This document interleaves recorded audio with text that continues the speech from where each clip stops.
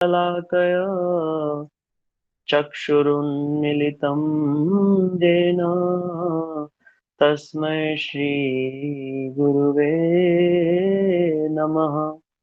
गुरुवे श्रीगौरचन्द्राय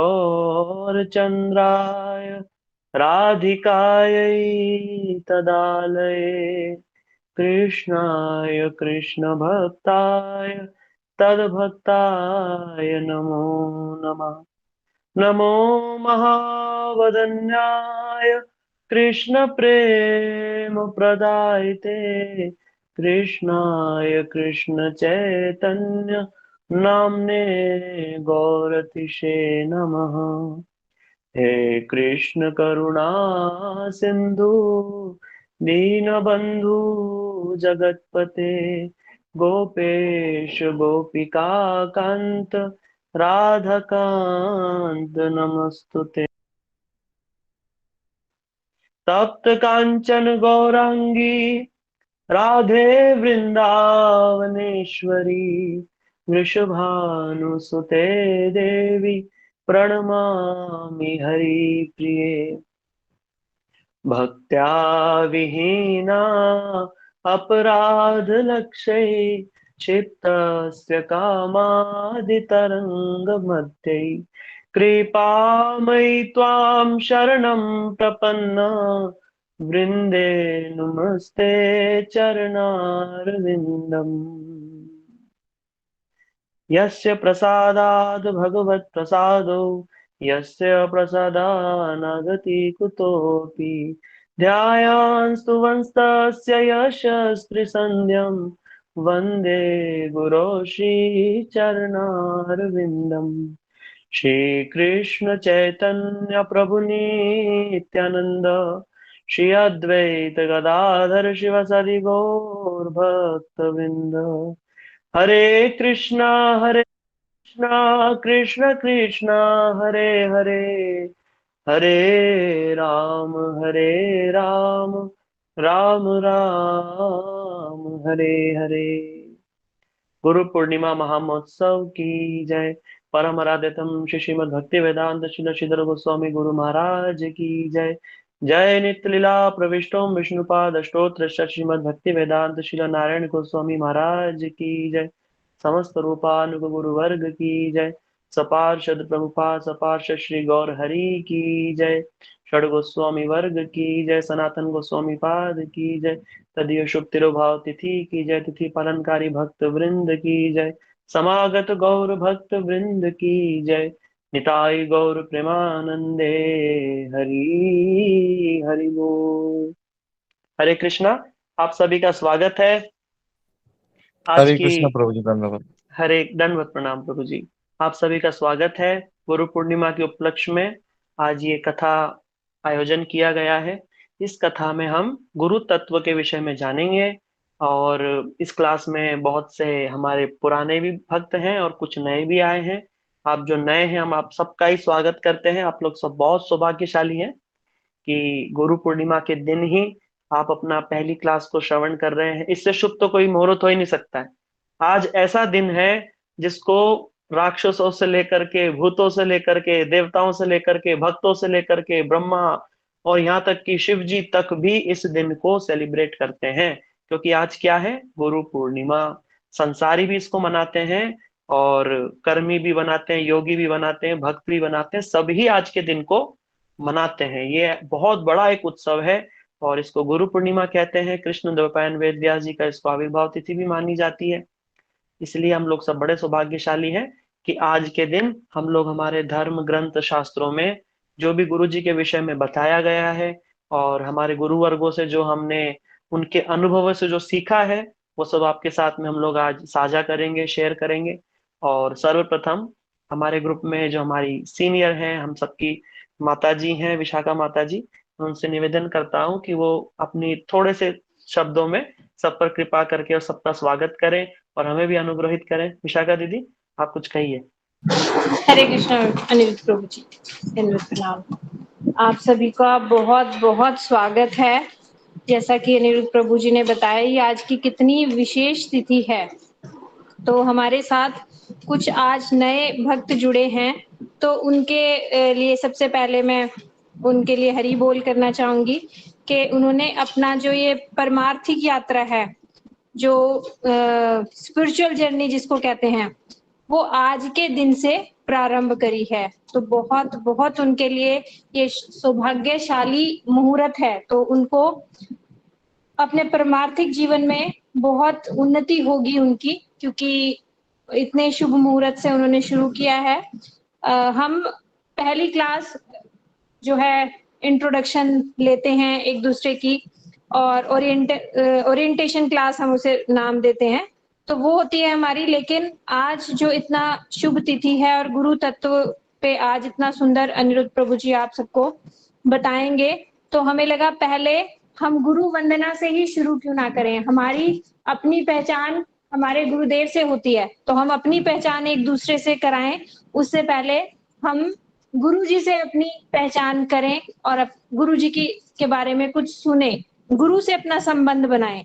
तो हमने आज पहली क्लास बड़ी शॉर्ट नोटिस पे आप सबको मैसेज दिया और आप लोग ने ज्वाइन किया, आपको साधुवाद है। और आज की तिथि के विषय में अब आगे अनिरुद्ध प्रभु आपको और विस्तार से बताएंगे। तो आज के लिए अब अनिरुद्ध प्रभु जी स्टार्ट करेंगे। हरि बोल प्रभु जी, आप करें। हरे कृष्णा माता जी, बहुत बहुत धन्यवाद। आप लोग भी, आज गुरु पूर्णिमा है, आप भी हमारा वंदना, हमारी प्रणाम स्वीकार कीजिए। आप लोग भी सब हमारे सीनियर गुरु वर्गों की तरह ही हैं, और आप लोग, आपकी शिक्षाएं भी हमारे जीवन में बड़ी अमूल्य हैं, इसलिए आपको भी हम आज गुरु रूप में स्वीकार करते हुए और आपको प्रणाम करते हैं। वैष्णव वैष्णवी सभी जितने भी इस ग्रुप में वैष्णव वैष्णवी हैं, मैं सभी को प्रणाम करता हूँ और सभी से प्रार्थना करता हूँ कि मुझ पर भी कृपा करें, ताकि मैं जो आज का विषय है, बड़ा ही गहन है, बड़ा गूढ़ विषय है, गुरु वर्गों की आप सबकी कृपा से मैं कुछ बोल पाऊं। आप सब मुझ पर कृपा कीजिए। हरे कृष्णा। ठीक है, हरे हम कृष्णा लोग। प्रभु जी, आपका कैमरा ऑफ है। कैमरा। ओ, जी जी प्रभु जी। हाँ, कैमरा ऑन कर लिया मैंने। हरे जी कृष्णा। सबको बहुत बहुत प्रणाम, दंडवत प्रणाम। ठीक है, हम लोग शुरू करते हैं। गुरु तत्व। देखिए, हरे कृष्णा प्रभु ये जी। हम, हरे कृष्णा, जूम का कुछ कहना चाहते कोड हैं? दीजिए प्रभु जी, वेरिफिकेशन कोड, नहीं तो कैसे क्लास करेंगे कल सुबह। वेरिफिकेशन कोड, कोड तो नहीं मांगना चाहिए वैसे माता जी, इसमें डायरेक्टली ज्वाइन हो जाता है। एप्लीकेशन है आपके पास में?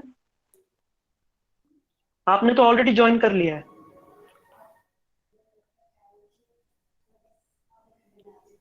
ठीक है, विशाखा दीदी, आज कुछ हम कम लोग।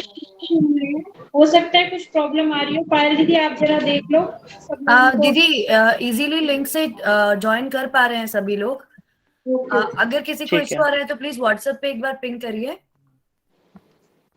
ठीक है, पायल जी आप अपना नंबर छोड़ दीजिए, अगर जो ज्वाइन नहीं करेगा तो आपको देख नहीं सकते। अगर किसी को प्रॉब्लम आ रही है तो हमारा मैसेज उस पर कैसे आएगा? अनिरुद्ध, जय श्री कृष्णा। हरे कृष्णा, हरे कृष्णा। हरे कृष्ण प्रभु जी, दंडवत प्रणाम। दंडवत प्रणाम माता जी, दंडवत प्रणाम। ठीक है, अब हम लोग सब लोग म्यूट हो जाएंगे थोड़ी देर के लिए, और हम लोग क्लास को शुरू करते हैं। देखो टाइम निकलता जा रहा है और बहुत जरूरी क्लास हमको लेनी है। ठीक है, हम लोग शुरू करते हैं। सर्वप्रथम मैं मेरे गुरुपाद पद्म परम आराध्यतम श्री श्रीमद भक्ति वेदांत श्री श्रीधर गोस्वामी महाराज जी के चरणों में दंडवत करता हूँ, और समस्त रूपानु गुरु वर्गों को प्रणाम करते हुए आप सभी को भी प्रणाम करता हूँ। देखिए, आज का जो विषय है वो है बहुत इंपॉर्टेंट सभी के लिए। ये क्लास आप सबके साथ शेयर कर सकते हैं, आपके दोस्तों के साथ, मित्रों के साथ, संबंधियों के साथ में, क्या बोल क्योंकि रहे हैं? इसको सुनने से सबका ही कल्याण हो। ठीक है, सबको म्यूट कर काय दीजिए। की? पायल दीदी, आप सबको म्यूट कर दीजिए क्यों? एडमिन राइट से। तो आपने तो दे दिया। क्या बोला? कौन था? हरे कृष्णा, तो सभी का आप बन म्यूट रहा कर है। सकते हैं क्या? उसका माइक ऑन है। गवर्नमेंट के काम में रुकेगा थोड़ी। पुष्पा दीदी आप अनि- म्यूट कर लीजिए।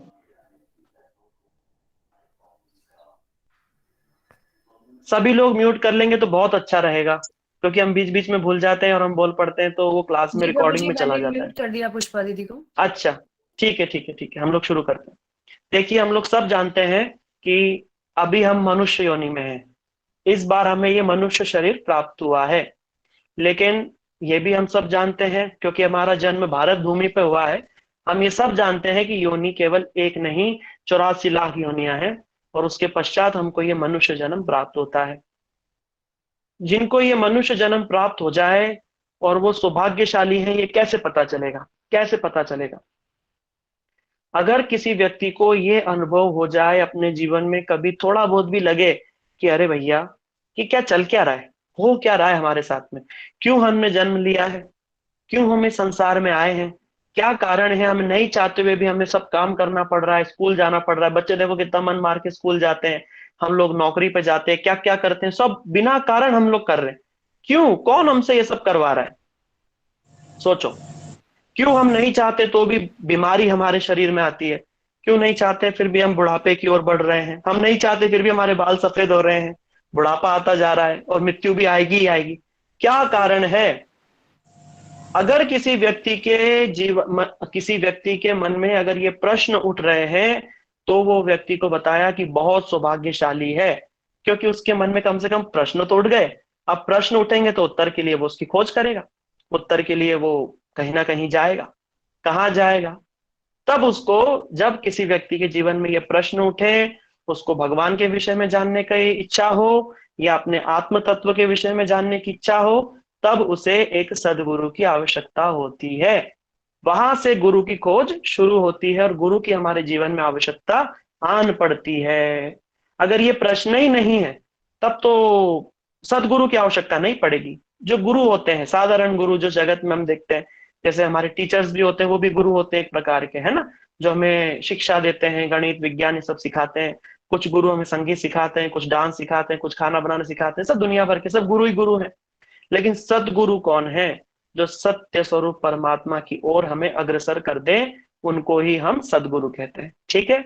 आज जो गुरु पूर्णिमा है, ये मुख्य रूप से उन्हीं सदगुरु को लक्ष्य करते हुए ये गुरु पूर्णिमा महामहोत्सव संपूर्ण विश्व में मनाया जाता है। आज के दिन जो कृष्ण द्वैपायन वेद व्यास जी हैं, उनका आज ही के दिन आविर्भाव माना जाता है। और माता सत्यवती और पराशर जी के संजोग से उनका जन्म जो है यमुना जी के बीच एक टापू पर हुआ, है ना। इनको इस श्लोक में कहते हैं, भागवत के अंतर्गत ये श्लोक है, यम प्रव्रजंत मनुपेतम अपेत कृत्यम द्वैपायनो विरह का तर आजुभाव पुत्रेति तन्मयतया तर्वोभिनेदुम तम सर्वभूत हृदयम मुनिमान त्वस्मि। टापू के ऊपर उनका जन्म हुआ था वेद व्यास जी का। उन्हीं वेद व्यास जी ने समस्त, पहले जो वेद थे ये चार नहीं थे, पहले एक ही वेद हुआ करता था, है ना, जिसको हम बोले करते थे ऋग्वेद। अब जो हमारे वेद व्यास जी हैं, ये भगवान के ही ज्ञान शक्तावेश अवतार हैं। इन्होंने क्या करा, उन वेदों को चार विभाग किए, और इन्होंने द्वापर के अंत में, क्योंकि कलयुग आने वाला था और वो जानते थे कि कलयुग का जीव जो है उसको ना तो कुछ याद रहने वाला है, मंद सुमंद मतयो, उसकी मति बहुत ही तुच्छ, याद परसों हमने क्या खाया था हमें याद नहीं रहने वाला है। तो ये बड़े बड़े जो गहन विषय हैं, वेद उपनिषद कैसे याद करेंगे? इसलिए उन्होंने क्या करा, इसीलिए उन्होंने इन वेदों को चार विभाग कर दिए। वेदों के चार विभाग, सामवेद, यजुर्वेद, है ना, ऋग्वेद और अथर्ववेद। इसीलिए उनका नाम पड़ा वेद व्यास। जैसे जो सर्कल होता है, उसके एक बिंदु को लेकर के केंद्र बिंदु छूते हुए दूसरे सर्कल के लाइन तक, बिंदु तक जाने की जो रेखा होती है, उसको व्यास बोलते हैं। इंग्लिश में बोलते हैं डायामीटर, ठीक है ना, इंग्लिश में उसे डायामीटर कहते हैं। तो ये डायामीटर, उन्होंने भी क्या करा, उन्होंने भी संपूर्ण शास्त्रों को एक केंद्र से जोड़ने से उनका नाम व्यास पड़ा, वेद व्यास। ठीक है। आज ही उन्हीं की ही आज मुख्य रूप से गुरु पूजा है, तो समस्त गुरु जो है वो उन्हीं का ही स्वरूप माने जाते हैं, है ना, वो आदि गुरु है। इसीलिए हम लोग सब उन्हें भी प्रणाम करते हैं। आज सनातन गोस्वामी जी का भी आज तिरुभाव है, उन्हें भी हम प्रणाम करते हैं, है ना, जिनको ब्रज में बड़े ही रसिक संत हैं और बड़े बाबा के नाम से सब लोग पूजते हैं। ब्रज में आप वृंदावन जाइए, और सनातन गोस्वामी जो है, मदन मोहन मंदिर सबने देखा होगा वृंदावन में, वो सनातन गोस्वामी जी के ही ठाकुर हैं। आज ही के दिन उन्होंने शरीर छोड़ा था और समस्त ब्रजवासियों ने सिर मुंडन कराया था। इसलिए ब्रज में आज गुरु पूर्णिमा को मुड़िया पूर्णिमा भी कहते हैं। मुंडन कराने के कारण नाम पड़ा मुड़िया पूर्णिमा, उन्हीं सनातन गोस्वामी जी के लिए जो महाप्रभु के शिष्य थे। अब हम आगे बढ़ते हैं। अब गुरु तत्व जो हमने पहले जाना कि किस प्रकार एक व्यक्ति को सदगुरु की आवश्यकता कब पड़ती है, जब उसके मन में अथातो ब्रह्म जिज्ञासा, ये वेदांत का सूत्र है, अथातो ब्रह्म जिज्ञासा, जिसके अंदर हृदय में जिज्ञासा उत्पन्न हो जाए। जैसे मैं आपको एक छोटी सी कहानी सुनाता हूं, आप लोग सब ध्यान से सुनिए। एक सत्यकाम नाम के बालक थे, सत्यकाम इनका उपनिषदों में नाम है, पुराणों में भी इनका नाम है, जाबाल सत्यकाम। सत्यकाम जो थे वो बचपन से ही बड़े मेधावी थे। उनके हृदय में साधारण प्रश्न नहीं आते थे। उनके हृदय में क्या प्रश्न आते थे? सूरज की रोशनी से धरती प्रकाशित है, तो सूर्य किसकी रोशनी से प्रकाशित है? अब बताओ, ये साधारण व्यक्ति के मन में ये प्रश्न आएगा? आ ही नहीं सकता। चंद्रमा सूर्य की रोशनी से प्रकाशित है, तो फिर सूर्य किसकी रोशनी से प्रकाशित है? और अगर अग्नि में भी ताप है और मुझ में भी ताप है, तो क्या मैं अग्नि हूं? है? बाहर भी जल है और मेरे अंदर भी जल है, तो क्या मैं जल हूं? ऐसे अद्भुत प्रश्न सत्यकाम, बालक सत्यकाम के हृदय में आया करते थे, जिनके उत्तरों की वो निरंतर खोज करते थे। देखो गुरु की आवश्यकता कैसे पड़ रही है, इसी कहानी के माध्यम से हम समझ रहे, स्टेप बाय स्टेप, है ना। सत्यकाम को ऐसे करते करते वो अपने माता से प्रश्न करते थे। उनकी जो माता थी वो कई ब्राह्मणों की सेविका थी, दासी थी, है ना। और किससे उनको इस पुत्र की प्राप्ति हुई थी, ये उन्होंने उस पुत्र को नहीं बताया। पिता का नाम वो नहीं जानते थे, है ना। सत्यकाम अपने पिता का नाम नहीं जानते थे। एक बार उन्होंने अपनी माता से पूछा, बोले माता, समस्त बालक जो है वो गुरुकुल में पढ़ने जाते हैं, है ना, गुरुकुल में पढ़ते हैं, शिक्षा ग्रहण करते हैं, मैं क्यों नहीं जा सकता? उनके वो कहते हैं, देखो आपके अभी कुल गोत्र का कुछ पता नहीं, और पहले उसके बिना एडमिशन नहीं होता था गुरुकुल में, है ना, इसलिए उनको पढ़ने नहीं दिया जाता था। एक बार क्या हुआ, ऐसे ही भ्रमण करते करते अपने प्रश्नों को खोजते खोजते उन्होंने देखा कि नाव में गौतम ऋषि जो है वो इस पार चले आ रहे हैं। गौतम ऋषि उस समय के बड़े विद्वान और बड़े प्रकांड ऋषि थे उस समय के। तो उनको देख करके ये जो बालक सत्यकाम है बड़े प्रसन्न हो गए और जा करके उनके चरणों में गिरे और बोले, गुरुदेव क्या आप मुझे उस ब्रह्म की शिक्षा देंगे? ये सुन करके गौतम ऋषि तो बड़े प्रसन्न हो गए कि इतना छोटा बालक और इतनी बड़ी बात पूछ रहा है। उन्होंने बोला, बालक तुम कौन हो? बोला, मैं सत्यकाम हूँ।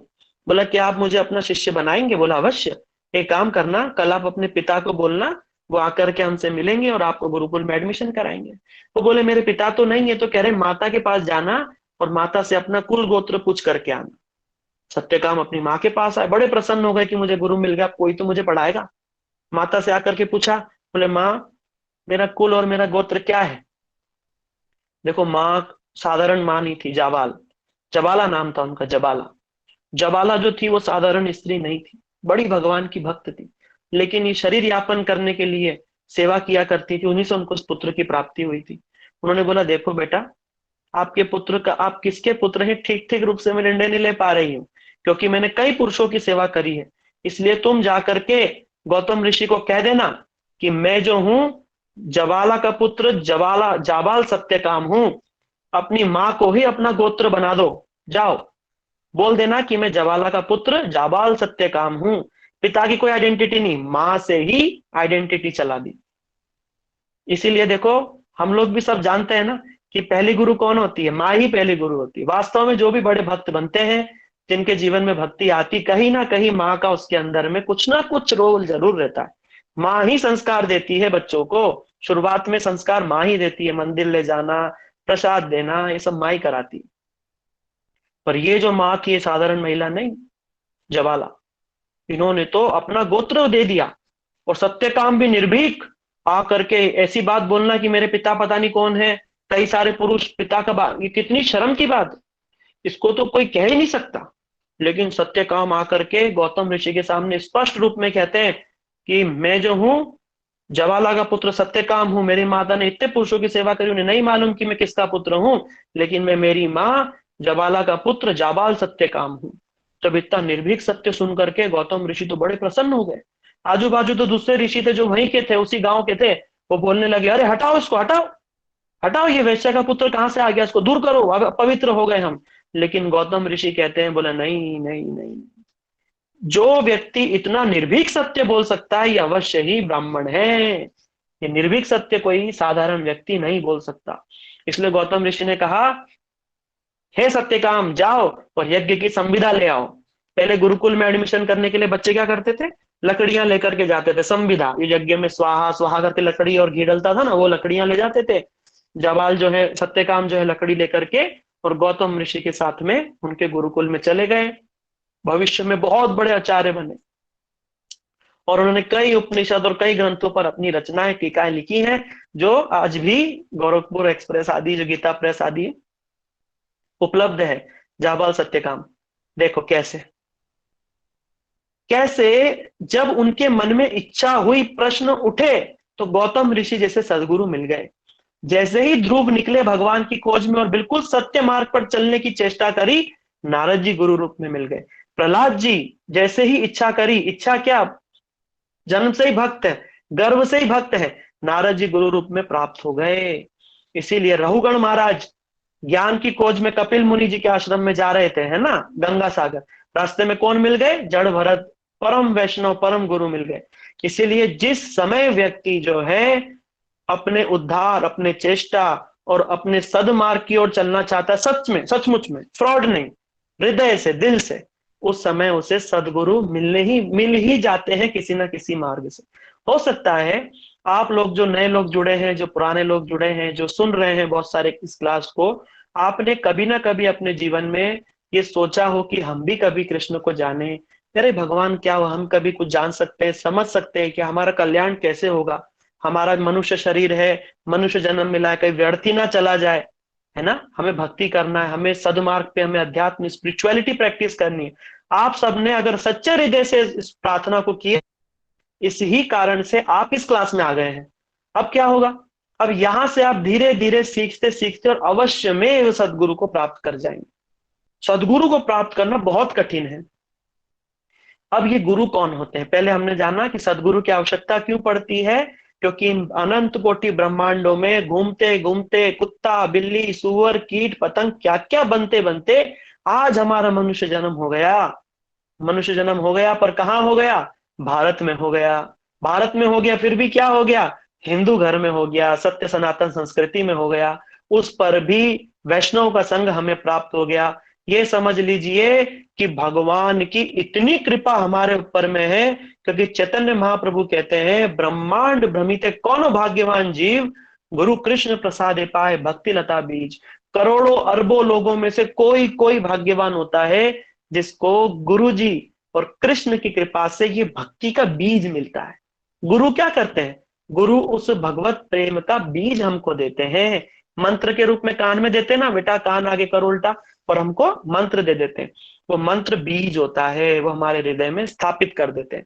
अब हम अपने भजन के द्वारा, सत्संग के द्वारा, है ना, धाम परिक्रमा, इन सब के द्वारा, श्रवण कीर्तन के द्वारा उस बीज को बढ़ाते बढ़ाते बढ़ाते बढ़ाते वृक्ष बनाते हैं, और वो लता जो है, वो जो लता स्वरूप जो लता होती, बढ़ते बढ़ते एक दिन कृष्ण के चरण को प्राप्त कर जाती है। इसीलिए महाप्रभु कह रहे हैं, गुरु कृष्ण प्रसादे पाए भक्ति लता बीज। ये भक्ति लता बीज किसकी कृपा से मिलती है, गुरु जी की कृपा से। और गुरु किसकी कृपा से मिलते हैं, भगवान की कृपा से। इसलिए तुलसीदास जी रामचरितमानस में कहते हैं, जिन पर कृपा हरि की होई, पावत जय संगत सोई, है ना, अति हरि कृपा, अति हरि कृपा जा पर होई, पावत जे संगत सोई, अति हरि कृपा जा पर होई। अति हरि कृपा, छोटी मोटी कृपा नहीं, बहुत ज्यादा अगर कृपा हो जाती है तो क्या होता है, उसको ऐसे साधुओं का, ऐसे गुरुओं का संग प्राप्त होने लगता है, वैष्णव का संग प्राप्त होने लगता है। इसीलिए आप लोग और हम लोग, मैं भी, हमें भी संग प्राप्त हुआ। हम लोग बहुत सौभाग्यशाली हैं कि हमें वास्तविक संग प्राप्त हो रहा है, फ्रॉड गुरु नहीं मिले हमें। इसलिए जगत में हम देखते हैं फ्रॉड गुरु भी हो जाते हैं। वो किसकी गलती होती है, हमारी गलती होती। अगर हमारी सचमुच में इच्छा भगवत प्राप्ति की है, भगवत प्रेम की है, भगवान को जानने की है, फ्रॉड गुरु कभी मिल ही नहीं सकते। हाँ, अगर हम फ्रॉड करना चाहते हैं, हम क्या फ्रॉड करना चाहते हैं कि हमें कुछ ना करना पड़े और बढ़िया बढ़िया हमको बस 10 रुपए चढ़ाए और बढ़िया बढ़िया मिले, तो ऐसे गुरु मिल जाएंगे। आओ भैया आओ, 10 रुपए चढ़ाओ, मंत्र ले आओ और अपना काम करो, है ना, फिर वैसे गुरु मिल जाएंगे। इसीलिए गलती हमारी होती है। हमारे अंदर अगर फ्रॉड करने की प्रवृत्ति है तो गुरु भी वैसे ही मिल जाएंगे।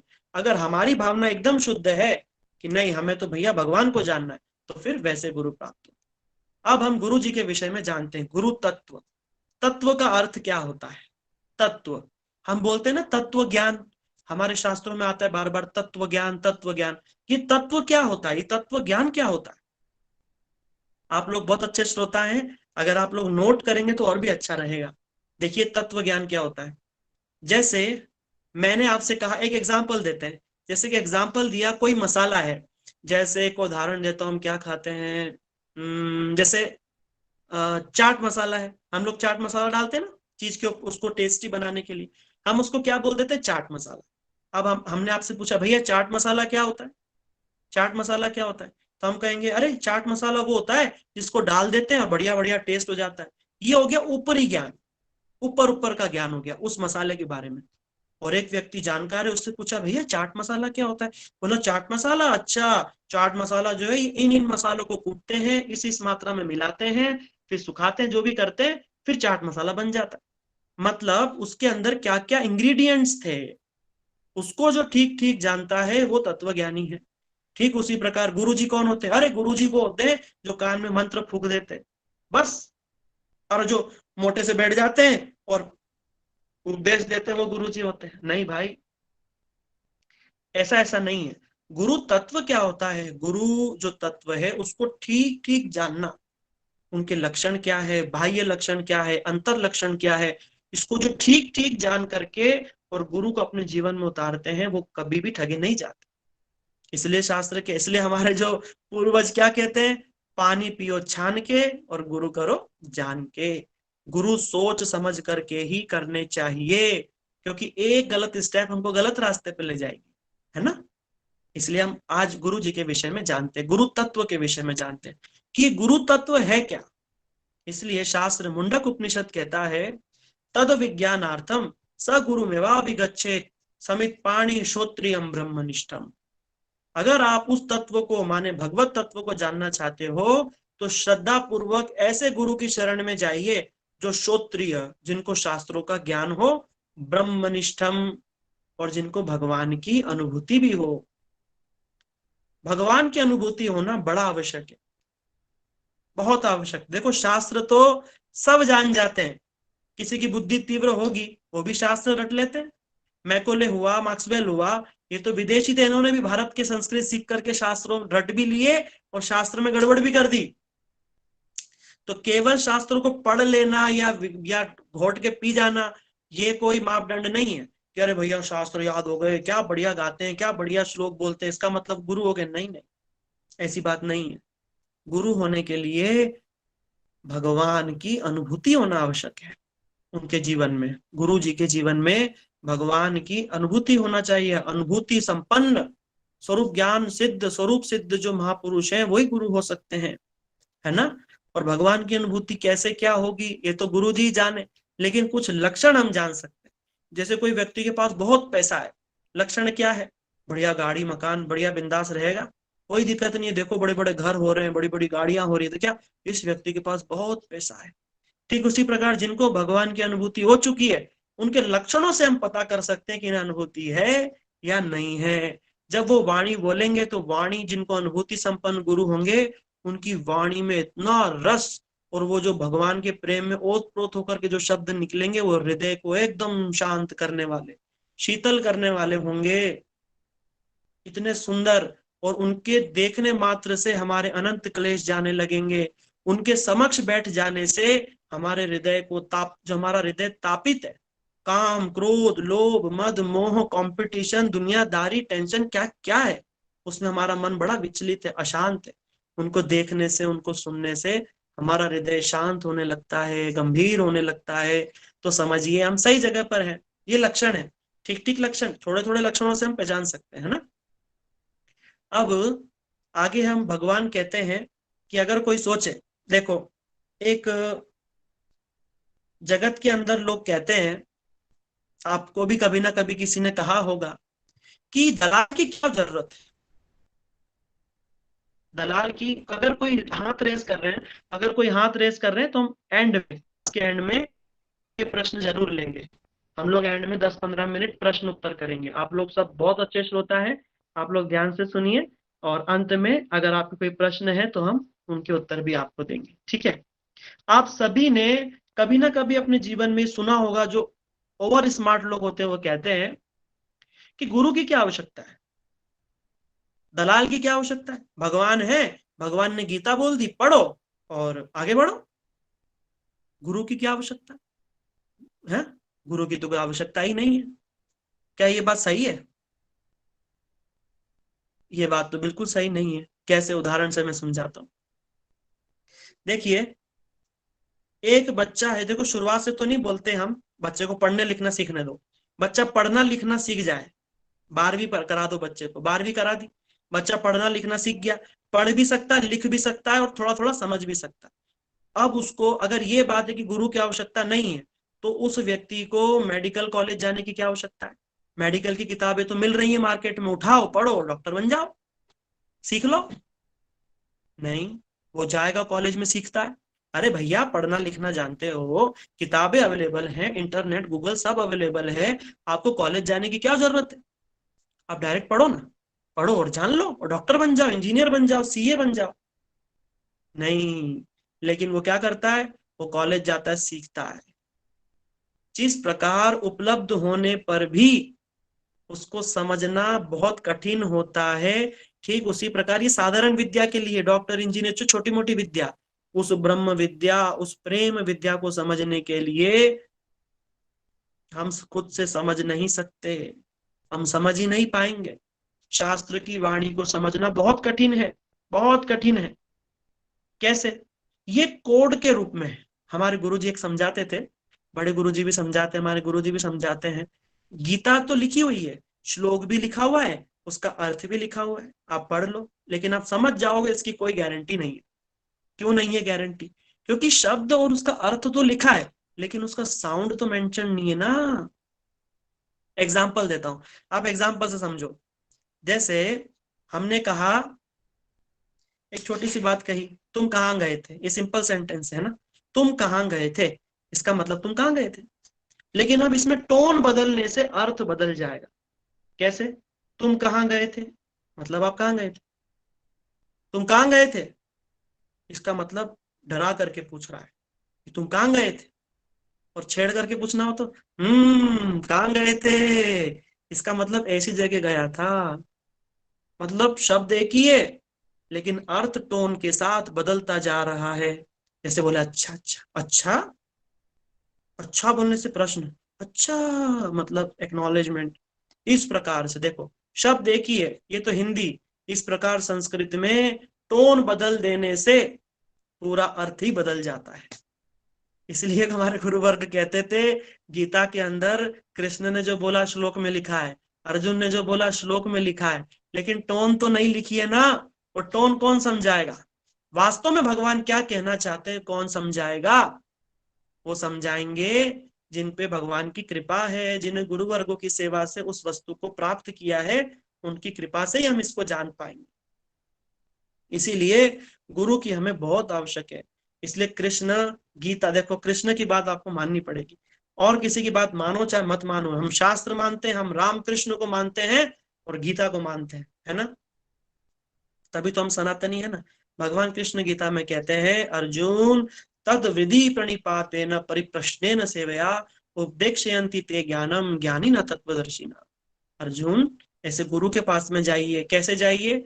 हाथ जोड़ करके, प्रणाम करके उनके पास जाइए, उनकी सेवा कीजिए और उनकी प्रश्नों के द्वारा भी सेवा कीजिए। प्रश्नों के द्वारा सेवा को बड़ा उत्तम माना गया। हमारे जितने भी शास्त्र हैं उसमें प्रश्न उत्तर हैं, प्रश्न पूछे गए और उत्तर बताए गए, है ना, प्रश्न पूछे गए और उत्तर बताए गए।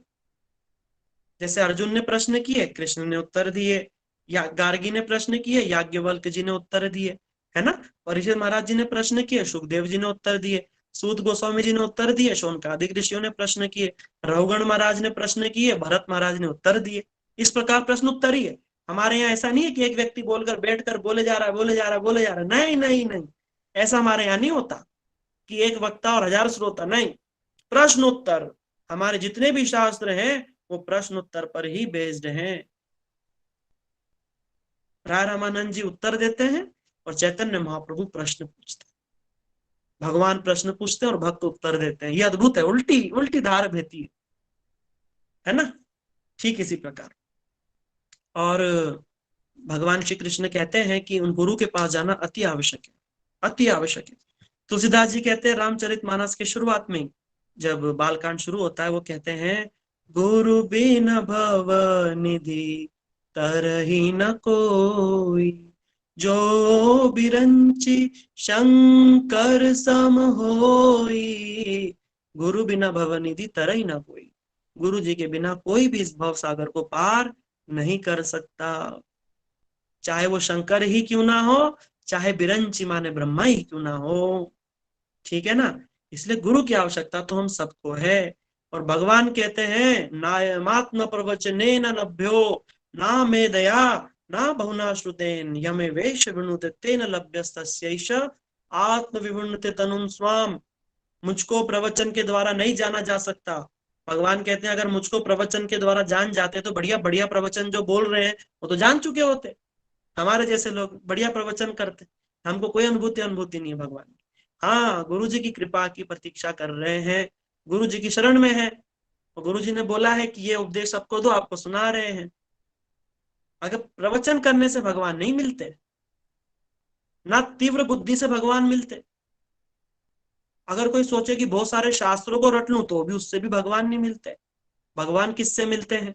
यमे वैश्य वृणुते तेना, जिस पर साधु संतों की कृपा होगी, जिसका भगवान वर्ण कर लेंगे, उसको स्वयं अंदर से ही समस्त ये सब प्रकट हो जाने वाला है, समस्त प्रकट हो जाएगा। कैसे प्रकट होगा, इसका भी उपाय शास्त्र में बताया श्वेताश्वर उपनिषद में। यस्य देवे परा भक्तिर् यथा देवे तथा गुरौ तस्यैते कथिता हि अर्था प्रकाशन्ते महात्मनः। जिसकी भगवान में बड़ी श्रद्धा होती है और वैसी की वैसी श्रद्धा गुरु जी में भी हो जाए, दोनों में लगभग बराबर ही हो जाए, लगभग नहीं बराबर अगर हो जाए, उस व्यक्ति के हृदय में समस्त शास्त्र वेद उपनिषद जिनको समझना बड़े बड़ों की बस की बात नहीं, अपने आप प्रकट हो जाते, अपने आप प्रकट हो जाते हैं। इसके लिए शास्त्र में कोई कथा आती है। हाँ, आप सब ने आरुणि की कथा सुनी होगी। आरुणि कैसे गुरुकुल में रहते थे, नए नए बालक थे। एक समय गुरुजी ने देखा बहुत वर्षा हो रही है, बोला आरुणि बेटा देखना बाढ़ जैसी आने वाली, कहीं ऐसा ना हो कि हमारे पूरे खेत टूट जाए, मेड़ टूट जाए, खेत में पानी घुस जाए, अनाज खराब हो जाएगा, तो ठाकुर की सेवा पूजा कैसी होगी बेटा, एक बार देख करके आना। आरुणि देखने गए, रात में खेत में देखा मेड़ टूट गई, जो खेत में मुंडेरे होती ना वो टूट गई और खेत में सारा पानी घुस रहा है। आरुणि छोटे बच्चे थे, उन्होंने अपने जितने छोटे छोटे हाथों से उसको रोकने की कोशिश करी, लेकिन रोक नहीं पाए, रोक ही नहीं पाए। पर गुरु भक्ति गुरु सेवा के लिए उन्होंने क्या करा, स्वयं उस मेड़ पर लेट गए उस पानी को रोकने के लिए। और ठंड का समय था, असमय वर्षा हुई थी, ठंड का समय था, और ठिठुरते ठिठुरते पूरी रात वो लेटे रहे और पानी को रोक दिया, खेतों को बचा लिया। अगले दिन गुरुजी ने देखा आरुणि नहीं दिख रहा। बोला गुरुदेव आपने कल रात को उसको खेत में भेजा था, जब से वो आया ही नहीं है। गुरुजी परेशान हो गए, अरे मेरा बेटा कहाँ गया। आरुणि आरुणि आवाज लगाया, आरुणि बेटा तुम कहाँ हो, कहाँ हो। आरुणि बोलते गुरुदेव मैं यहाँ हूँ, पानी में लेटे हुए। इसको देख करके गुरुजी का हृदय गदगद हो गया। हे प्रभु भगवान, इतनी हमारी जरा सी सेवा करने के लिए अपने प्राणों को भी निछावर करने को तैयार है। गुरुजी का हृदय पिघल गया। और जैसे ही गुरुजी का हृदय वात्सल्य से भर गया, उनके नेत्रों से अश्रु बहने लगे गुरुजी के। उन्होंने आरुणि को उठा के गले से लगा लिया, उनके शीश पर हाथ धर दिया, बोला बेटा जाओ मैं तुम्हें आशीर्वाद देता हूँ कि समस्त वेद शास्त्र उपनिषद तुम्हारे हृदय में प्रकाशित हो जाए। और वो इतने बड़े संत बने आरुणि। जैसे डेटा ट्रांसफर होता है ना ब्लूटूथ से, ऐसे ट्रांसफर होता है गुरु जी के हृदय से शिष्य के हृदय में। ये चीजें ऐसे नहीं आती हैं, रटने पटने से नहीं आती हैं ये सब चीजें। और रट भी लिया तो वो अलग चीज है, एक अनुभूति जो होती है ना, एक अनुभव जो होता है, वो कैसे आता है, जब गुरु जी कृपा कर देते हैं। इसीलिए बोला गुरु यस्य भवेत् तुष्टौ तस्य तुष्टौ हरि स्वयं। जहां गुरु जी संतुष्ट हो जाते हैं, समझो भगवान संतुष्ट हो गए। इसलिए सर्व प्रयत्नेन गुरुमेव प्रसादयेत्, इसलिए सर्व प्रयत्नों के द्वारा गुरु जी को प्रसन्न करने की कोशिश करनी चाहिए। अगर हमारे गुरु जी सदगुरु हैं क्योंकि ये सदगुरु होंगे तो उनके हृदय में कौन होंगे? संतों के हृदय में कौन होते हैं? संतों के हृदय में ठाकुर जी होते हैं, गोविंद वहीं विश्राम करते हैं। अब एक प्रश्न उठता है कि ऐसे गुरु ऐसे वैष्णव के हृदय में क्यों विश्राम करते? भगवान तो सबके हृदय में ही रहते हैं, सबके हृदय में अंतर्यामी परमात्मा रूप में बैठे रहते हैं, परमात्मा के रूप में, लेकिन कृष्ण नहीं बैठे रहते। फिर वो गुरु जी में और उन वैष्णव में क्या ऐसा वैशिष्ट रहता है? उनका हृदय एकदम शांत रहता है, सारा जगत भगवान के पीछे पड़ा रहता है, हमें ये चाहिए वो चाहिए, पुत्र चाहिए, परिवार चाहिए, स्त्री, ये सब पड़ा रहता है। लेकिन वैष्णव कुछ भी नहीं मांगते। वो क्या मांगते? बोला प्रभु आपकी सेवा चाहिए, आपके चरण दबाएं, आपको भोग लगाएं, आपको खिलाएं निलाएं धुलाएं। वो तो भगवान की सेवा ही मांग रहे हैं, उनके हृदय में कोई कामना वासना नहीं। इसलिए उनका हृदय एकदम शांत कोमल कमल की तरह रहता है, इसलिए भगवान वहां विश्राम करते। इसलिए कीर्तन है ना, तुम्हार हृदय सदा गोविंद विश्राम, गोविंद कहना मम वैष्णव पराण। गोविंद वैष्णव के हृदय में रहते, और जब ऐसे वैष्णव हम पे प्रसन्न हो गए तो गोविंद भी प्रसन्न हो गए, बस काम बन गया। यही चीज हम आपको आज के दिन समझाना चाह रहे हैं। और एक बहुत इंपॉर्टेंट श्लोक है, वो कहते हैं, गुरु जी के लक्षण बताते हैं, तस्मात् गुरुं प्रपद्ये जिज्ञासु श्रेयोत्तमं शाब्दे परे च निष्णातो ब्रह्मणि उपसमाश्रय। ये श्लोक कहता है कि अगर कोई जिज्ञासु व्यक्ति है जिसको ब्रह्म के विषय में जानना है, उनको क्या करना चाहिए? उनको ऐसे गुरु की शरण में जाना चाहिए जो समस्त शास्त्रों को जानते हो, जो संसार से विरक्त हो। संसार से विरक्त होना भी जरूरी है, और साथ साथ में उनको भगवान की अनुभूति भी हो। जिसको भगवान की अनुभूति होगी ना, वो क्या करेंगे? वो उनकी सुबह से लेकर शाम तक सारी क्रिया भगवान के लिए होगी। उठेंगे तो क्यों, जल्दी जल्दी उठ जाते हैं, ठाकुर जी की आरती में जाना है, मंगला करने जाना है, जल्दी जल्दी नहा लेते हैं, नहाकर जाएंगे तभी तो शुद्धि से जाएंगे ना। उनका नहाना भी भजन है। तिलक लगाएंगे भगवान की प्रसन्नता के लिए कि ठाकुर जी हमारा ये तिलक देखकर प्रसन्न होंगे। आरती में जाएंगे, वाह वाह वाह वाह, मंगल श्री गुरु गौरा मंगल मुराती। बोला हे ठाकुर सब पर शुभ दृष्टि करो। सारा जीवन उनका जो है भगवान के लिए ही समर्पित है। उठ करके सुबह से कीर्तन कथा, फिर भगवान के लिए रसोई बनाना, भोग लगाना, फिर श्रृंगार में व्यस्त हो जाना, है ना। और अपने जितने लोग उनके संपर्क में आए उनको भी इसी कार्य में लगा देना। बोला सब भगवान के काम में लग जाओ। जैसे राम जी क्या, हनुमान जी क्या करते हैं? मुख में हो राम सेवा, मुख में हो राम नाम, राम सेवा हाथ में। हनुमान जी क्या करते हैं? हर समय राम राम जपते हैं और राम काज करते हैं। आप सुंदरकांड पढ़ो, राम हनुमान जी का अवतार ही क्यों हुआ है? राम काज लगी तव अवतारा, सुनत हूँ भय हूँ पर्वतावकार। जामवन जी बोल रहे हैं, अरे राम काज के लिए तुम्हारा अवतार हुआ और तुम कह रहे हो कि मैं समुद्र नहीं लांघ सकता। हनुमान जी को याद आ गया, अरे हाँ मैं तो शिव जी रुद्रांश हूँ, शिव जी का अंश हूँ, शिव जी ही हनुमान है। जब उनको याद आया, अरे राम के लिए तो मेरा अवतार हुआ है और राम जी का काम आ गया है, सीता जी की खोज करनी है और मैं शक्ति भूले बैठा हूं। और हनुमान जी जय श्री राम बोल करके पर्वतावकारा, सुनता हूं भया हूं पर्वताकारा। हनुमान जी पर्वत की तरह विशाल हो गए और उस सागर को लांग गए।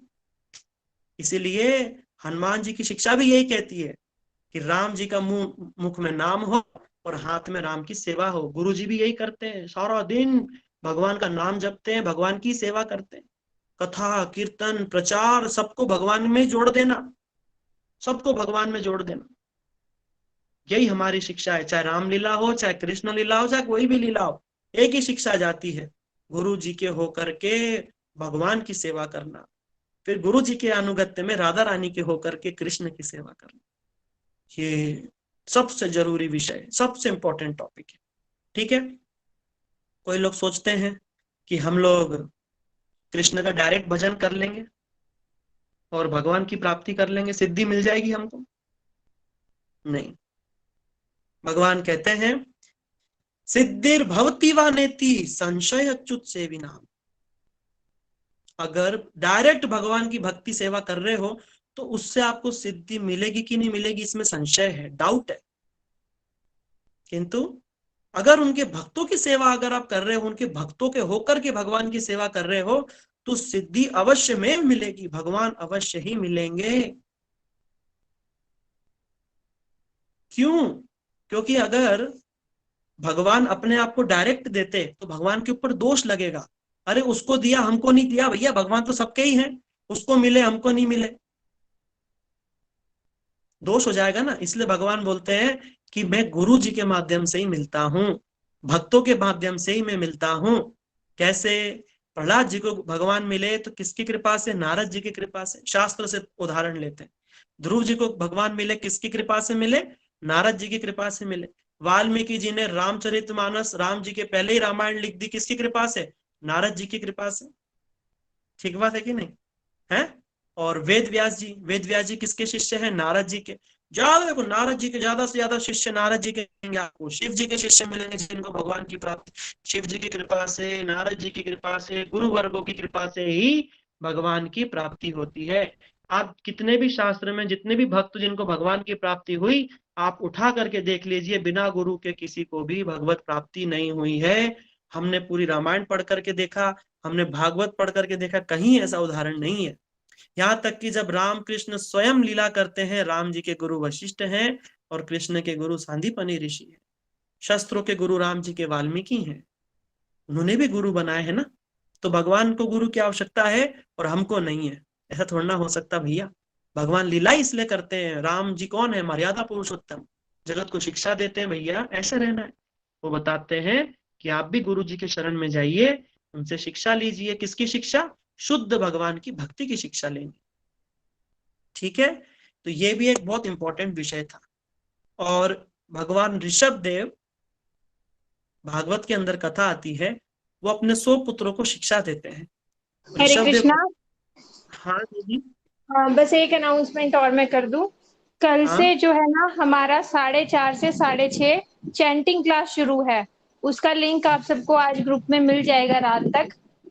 तो चतुर्मास में संख्या पूर्वक जो नाम करेगा उसके लिए हमने कुछ कुछ प्राइजेस भी रखे हैं। और संख्या पूर्वक नाम क्यों महत्वपूर्ण है उसके लिए एक ऑडियो भी आएगी आपके ग्रुप में। तो जो 16 माला कॉन्टिन्यूस 4 महीने तक करेगा, उसके लिए हमारी जो ब्रज 84 कोस परिक्रमा है ना, जो 5500 रुपए है 7 दिन के लिए, वो बिल्कुल फ्री होगी। आप आइए और वहां पे फ्री में कथा सुनिए, रहिए और इतने सुंदर दर्शन कीजिए। और दूसरा जो ये आपकी अटेंडेंस भी लगेगी, 100% जिसकी अटेंडेंस रहेगी उसको ये प्राइस है, और 50% रहेगी उसका अलग, 25% रहेगी उसका अलग। तो कल से प्लीज आप सब भी ये चतुर्मास का महत्व जो अनिरुद्ध प्रभु ने इतना अच्छे से समझाया, तो उसका लाभ उठाना। और मैक्सिमम लाभ हम कैसे उठा सकते हैं? हरिनाम करने से। तो हरिनाम करके कल से हम ये स्टार्ट करेंगे। हरि बोल। अनिरुद्ध प्रभु बीच में आपको डिस्टर्ब किया उसके लिए क्षमा। कोई बात नहीं दीदी। देखो कितना अच्छा। देखो अभी क्लास के बीच में हमने एक उदाहरण सुना। जो संत होते हैं ना, तुलसीदास जी क्या कहते हैं संतों के बारे में? कहते हैं संत हृदय नवनीत समाना। संत का हृदय नवनीत के समान। नवनीत माने मक्खन, मक्खन जैसा हृदय होता है और बड़ा कोमल होता है। क्यों? ऐसा क्यों कहा? क्योंकि वो हर समय दूसरों के कल्याण के बारे में सोचते हैं और दूसरों के कष्ट देख करके उनका हृदय स्वयं पिघलने लगता है अपने आप ही। उसको ताप की भी जरूरत नहीं रहती, अपने आप पिघलता है और वो जग का कल्याण करना चाहते हैं। अभी विशाखा दीदी जो है, देखो क्या आवश्यकता है। विशाखा दीदी अच्छे घर से हैं, इनके हस्बैंड खूब अच्छा, सब इतना बड़ा घर से कोई दिक्कत नहीं है, लेकिन देखो गुरु जी की सेवा कर रहे हैं। क्यों? जगत में भगवान के नाम का प्रचार क्यों कर रहे हैं? ये जानते हैं कि भगवान के नाम से ही जीव का कल्याण होगा और कोई उपाय नहीं। कलयुग केवल नाम आधारा, सुमिर सुमिर नर उतर ही पारा। सभी देवी देवता भी भगवान का नाम जपते हैं। कोई बोलते अरे नाम माला लेके नाम जपने की क्या आवश्यकता है, हम तो मन मन में कर लेंगे। मन मन में खा भी लो भाई, हम लोग शिव जी से तो बड़े नहीं है ना। शिव जी के हाथ में क्या है? माला। शिव जी किसकी नाम की माला जप रहे हैं?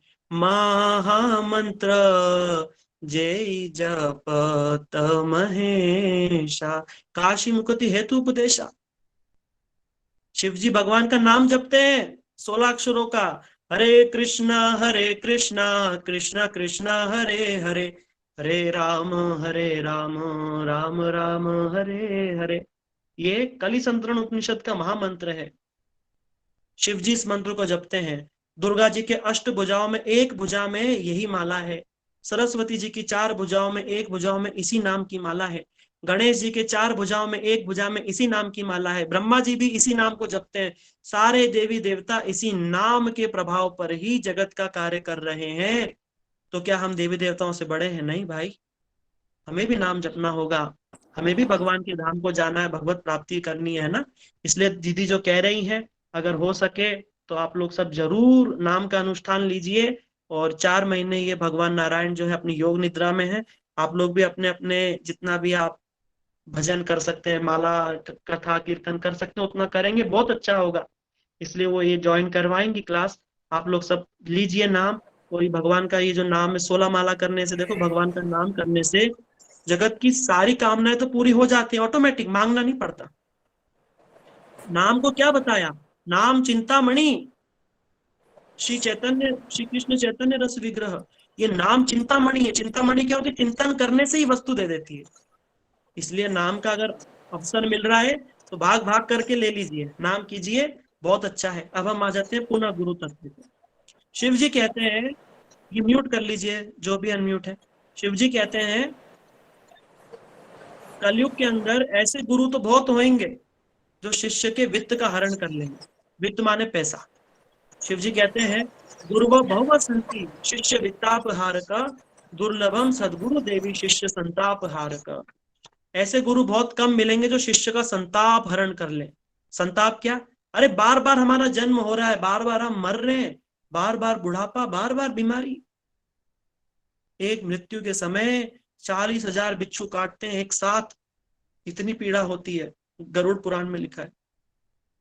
सोचो हम कितनी बार मरे हैं। हम लोग मरने से क्यों डरते हैं बताओ? क्योंकि हमारी जो मनोमय शरीर है ना, जो है ना, जो आत्मा के साथ एक शरीर चलता है, कौन सा? मन, बुद्धि, चित्त और अहंकार। उसके अंदर ये मेमोरी में स्टोर्ड है कि हम मरते हैं तो दर्द होता है, इसलिए हम मरने से डरते हैं। सब लोग मरने से डरते हैं। क्यों डरते हैं? जानवर भी मरने से डरता है, हम भी मरने से डरते हैं। वहां अरे नहीं, पहाड़ गिर जाएगा, मर जाएंगे। वो जानते हैं हम लोग सब के मेमोरी में स्टोर है कि मरना क्या होता है, क्योंकि हम इतनी बार मर चुके हैं। पर अब नहीं मरेंगे। ठान लीजिए कि ये जन्म हम आखिरी रखेंगे अपना, अब पुनः पुनः नहीं आएंगे। पुनरपि जननम पुनरपि मरणम पुनरपि जननी जठरे शयनम। अब वापस माता के गर्भ में नहीं जाएंगे, 9 महीने उल्टे नहीं लटकेंगे अंधेरे में 38 डिग्री टेम्परेचर में कीड़े मकोड़ों के बीच में, दोबारा माँ के गर्भ में नहीं लटकेंगे। ये प्रण लीजिए। और इससे निकलने का सबसे सरल उपाय क्या है? सदगुरु को अपने जीवन में धारण कीजिए, है ना। गुरु पदाश्रय और भगवान का नाम, ये 2 वस्तु सबसे जरूरी है। आज पहली ही क्लास में पूरा सार स्वरूप बात हम बता रहे हैं। निर्णय भी यही निकलेगा, साधन भी यही है और साध्य भी यही है। साधन है भगवान का नाम और साध्य है भगवान का प्रेम। लेकिन किसकी कृपा से? गुरु जी की कृपा से। इसलिए हम धीरे धीरे और भी सीखेंगे, गुरु जी के विषय में और भी जानेंगे, है ना। सिद्धिर भवती वा नित्य अच्युत। भगवान कृष्ण एक बात और कहते हैं, भगवान एक बात और कहते हैं कि अगर हम कोई भी कार्य करें, आज से ये भी आप सुन लीजिए और अपने जीवन में उतारिए। चाहे ऑफिस ही जाना हो, चाहे कोई शास्त्र पढ़ रहे हो, गीता भागवत, कुछ भी कार्य हम कर रहे हो, सबसे पहले गुरु जी को प्रणाम कीजिए। तुम गुरु पूज्ये ततश्चैव मामर्चनम कुर्वन् सिद्धिम अवाप्नोति हि अन्यथा निष्फलम भवेत्। अगर पहले गुरु जी की वंदना करेंगे, गुरु जी को प्रणाम करके कोई भी कार्य करेंगे, सिद्धि मिलेगी, वरना निष्फल भी जा सकता है। ठीक है, इसलिए आज बहुत अच्छा दिन है और सभी संतों ने गुरु जी की महिमा गाई है। गुरु जी कहते हैं, मीरा जी कहती हैं, सांकरी गली में हमारा गुरु जी मिले। मीरा जी के गुरु कौन है? रहीदास जी हैं, है ना। और तुलसीदास जी हैं, उनके गुरु कौन है? नर हरि जी। इसलिए बोलते हैं गुरु पद कंद नर रूप हरि। आप देखो आप रामचरितमानस पढ़िए, शुरुआत में उन्होंने अपने गुरु जी का वंदना करी है। बंदौ गुरु पद परम परागा सूर्य सरस अनुरागा, गुरु पद मजन मंजुल मंजुल नयन मिय जग दोष निमंजुल। सब गुरु जी की वंदना कर रहे हैं। कबीर जी क्या बोल रहे हैं?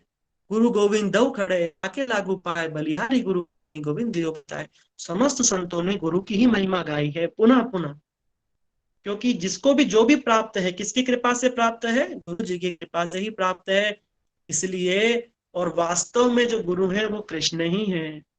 जो हमें गुरु भी प्राप्त होते हैं वो कृष्ण का ही स्वरूप होते हैं। इसलिए कृष्ण को क्या बोलते हैं, वंदे कृष्णम जगत गुरु। कृष्ण ही जगत गुरु है और गुरु के रूप में कृष्ण ही उपदेश देते हैं। ठीक है ना। इसलिए आप सबका बहुत बहुत धन्यवाद, आप सबने इस क्लास को ज्वाइन किया, सुना इतने पेशेंटली, हम आप सबको धन्यवाद देते हैं। और मैं जानता हूं आप सबके बहुत सारे प्रश्न हैं, इसीलिए अभी हम प्रश्न और उत्तर करते हैं और मैं अपनी वाणी को यहीं पर इस क्लास को विराम देते हैं। बहुत कुछ है जानना, बहुत कुछ है। भगवान कहते हैं आचार्य माम विजाने, जो गुरु है वो मेरा ही स्वरूप है।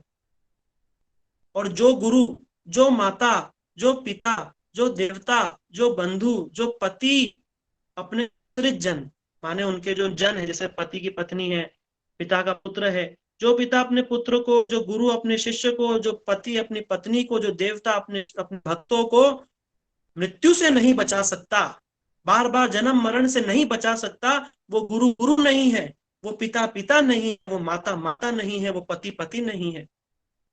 वास्तव में कौन हमारा है, वही जो हमें जन्म मरण से निकाल दे और भगवान के चरणों में पहुंचा दे, परम पद को दे दे, ऐसी जगह पहुंचा दे जहां से वापस गिरना नहीं पड़ता, बार बार मरना जन्मना नहीं पड़ता, परमानेंट हो जाते हैं। वो कौन सा स्थान है, वो भगवान का निज धाम, बैकुंठ धाम, गोकुल, साकेत आदि ये जो धाम है, वहां पर गुरु पहुंचा दे, वही वास्तव में गुरु है। ठीक है ना। जो संसार की वस्तु प्रदान करे वो तो ठीक है, पर मेन चीज भी मिलना चाहिए। अगर आपका कोई प्रश्न है तो आप पूछ सकते हैं। मैं जानता हूं आप सबके बहुत सारे प्रश्न है, हमें करके सुनेंगे, आप पूछ सकते हैं। हरे कृष्णा। हरे कृष्णा प्रभु जी। हरे कृष्णा। प्रभु जी मैं कोई प्रश्न नहीं पूछ रही, मैं ये बताने के लिए मैंने म्यूट किया है खुद को कि आप आवाज नहीं आ रही है दीदी। हरे कृष्णा प्रभु जी, अब आ रही है? हाँ आ रही है, हरे बोलिए। कृष्णा। हाँ बोलिए। तो प्रभु जी मैंने मेरा कोई प्रश्न नहीं है, मैंने ये बोलने के लिए अनम्यूट किया है खुद को कि आप हर बार इतनी सुंदर कथाएं सुनाते हैं, इतनी सुंदर कथाएं सुनाते हैं, सुन के एकदम दिल गदगद हो जाता है और फिर इससे हमारा आस्था मतलब बढ़ता जाता है। और मतलब जितना हम सोचते हैं ना कि माला करने का या फिर और जो भी चीज़ एक्टिविटीज़ है वो मतलब वो बढ़ता जाता है। और ये स्टार्ट हुआ था मतलब जब मैंने पहली बार सुंदर गोपाल प्रभु जी की कथा सुनी थी मैं, तो आज तक मेरे को वैसी फीलिंग कभी नहीं आई। मतलब मेरी मम्मी लोग भी सुनती रहती थी टीवी पे कथाएं, तो उस कथाओं से मैं इरिटेट होती थी। लेकिन पता नहीं क्यों मुझे सुंदर गोपाल प्रभु जी जब वो कथाएं सुनाए, वो ब्रज की जो लीलाओं का वर्णन करते हैं जगह जगह पे जाके, उन कथाओं को सुनकर पता नहीं मुझे क्या हो गया कि मैं मतलब खुद में ये सब करने लग गई। दीदी इसमें बात दरअसल ऐसी है कि पूर्व जन्म में आप ऑलरेडी भक्ति करके आए हो और हृदय में उसकी, मैंने बताया ना, स्मृति में चलता है, मेमोरी में साथ साथ चलता है। अब आपको ये शरीर तो मिल गया और अंदर में मेमोरी छुपी हुई है, लेकिन जब आप उसको दोबारा सुनते तो आपके हृदय पर चलता है। इसलिए वास्तव में आप भक्ति पिछले जन्म में छूटी थी जो कंटिन्यू हो गई है। भगवान कहते हैं कि इस मार्ग पे जो चलते हैं अगर मर जाए तो अगला जन्म वहीं से शुरू होता है जहाँ से छूटा था। इसलिए आपकी भक्ति जहाँ से छूटी थी वहीं से आपको प्राप्त हो गई है। अगर ABCD जो होती है वो तो आपको सीखनी पड़ेगी, है ना, और दूसरे देश में जन्म हो गए तो उनके साथ सीखना पड़ेगा। लेकिन ये जो विद्या है, ये इसको ब्रह्म विद्या इसीलिए कहते हैं क्योंकि ये कभी विनाश नहीं होती। आपका शरीर भी छूट गया, अगला शरीर मिलेगा, उसमें कंटिन्यू हो जाएगी। ठीक है ना। आपको ये चीजें इसलिए अच्छी लगती है क्योंकि पूर्व में आपका इनसे संबंध है। इससे बाकी कथाएं अच्छी लग करके ये कथाओं से आप अपना जुड़ाव महसूस करते हैं। ठीक है ना दीदी, ये सब भगवान की कृपा है। ठीक है प्रभु जी, थैंक यू इतने अच्छे से बताने के लिए। और किसी का कोई प्रश्न है आप पूछिए। हरे कृष्णा प्रभु जी, दंडवत प्रणाम। दंडवत प्रणाम। हरे कृष्णा प्रभु जी, मैं भी साल बार से हाँ की सब लीलाएं सुन रही हूँ। बड़ी मुश्किल से आपका नंबर ढूंढा, लोगों को कह के फिर जाके मिला। और उनकी कथाएं, उनके ज्ञान के बहुत अच्छे लगे। माता ने एक कहा कि जो सुबह माला 4:30 से 6 करेगा, मैं सुबह 5 से 7 बजे तक करती हूँ, कभी 4:30 कोई बात नहीं बजे उठ के जो जिस समय पे ज्वाइन कर सकता है मोबाइल से करें। हम तो सुबह ही कर सकते हैं, क्योंकि सुबह कोई नहीं होता, चुपचाप अपना जप कर लेते हैं, और 4:30 बजे से बस तो शाम आप को सुबह करिए। 6:30। बस हाँ जी, ठीक है, आप सुबह करिए, कोई दिक्कत नहीं, आप सुबह कर लीजिए। तो फिर उसका रिकॉर्ड आपको देना पड़ेगा। हाँ, वो हम सुबह भी ले लेंगे, कोई दिक्कत नहीं, अटेंडेंस वो ठीक है, सुबह वाली ठीक है। ठीक है माता जी। हरे कृष्णा प्रभु जी। Hare Krishna. Am I audible? मुझे सुनाई दे रहा है क्या? यस प्रभु जी, यस प्रभु जी। धन्यवाद। हरे कृष्णा प्रभु जी। मैं गुवाहाटी आसाम से बात कर रहा हूँ। तो आपका, हाँ, तो मैं आपसे एक चीज पूछना चाहता हूँ। ये जो आप बोल रहे थे अभी, जितने परंपरा के बारे में जो बोल रहे थे, क्वेश्चन आंसर सेशन के बारे में जो बोल रहे थे, तो आप ठीक बात बोल रहे हैं कि generally it is seen that the shishyas are asking the gurus. जैसे परीक्षित महाराज ने सुखदेव गोस्वामी जी को पूछा, तो वी हैव सीन। बट ये जो स्पेशल जो सिग्निफिकेंस आपने जो बताया अभी, जब राय रामानंद जी आंसर दे रहे हैं और महाप्रभु भगवान चैतन्य महाप्रभु जो सब कुछ कहता है, वो पूछ रहे हैं जो यो बात जो आगे कहो आर। I think you are talking about that, isn't it? Yes, यह भाई आगे कहो हार। हाँ हाँ। तो मेरा सही तो আমি বলছি। हाँ, तो प्रभु जी सही कथा बोलছি।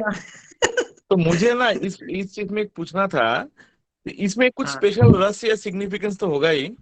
तो ये एक्टिविटी से, ये लीला से महाप्रभु क्या शिक्षा देना चाहते हैं हम लोगों को? मेरा यही क्वेश्चन था आपसे। ये जो लीला किया, हाँ, प्रभु जी, दरअसल राय रामानंद जी जो है ये विशाखा सखी हैं। विशाखा सखी, और चैतन्य महाप्रभु है वो कृष्ण। लेकिन कृष्ण तो है, लेकिन ये जो उनका भक्त्यावतार है, इस समय कृष्ण भक्त के रूप में अवतरित है।